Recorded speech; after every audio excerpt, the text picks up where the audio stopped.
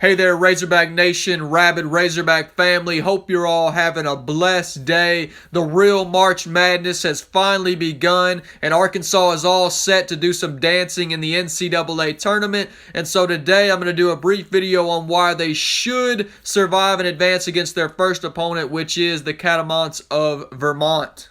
Let me first start out by saying that Vermont is a respectable team, and any opponent that gets caught overlooking these guys will do so to their own detriment. They have at least two very talented players that the Razorbacks will need to try to limit in 6'8 forward/center Ryan Davis and in 6'2 senior guard Ben Shingu, which I apologize if I'm mispronouncing his name, but they're both averaging roughly 17 and 16 points respectively on the season and shooting over 40% from behind the arc.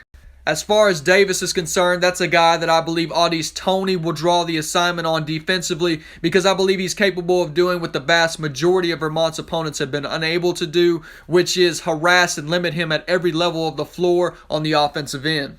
Then with Shingu, I think J.D. Note will be more than up to the task of guarding him. But if we see Muss elect to instead guard Davis with guys like Jay Will or Amude, then we could also see Toney covering Shingu because as we've seen, Au'Diese is athletic and lengthy enough to guard 1 through 4 very effectively.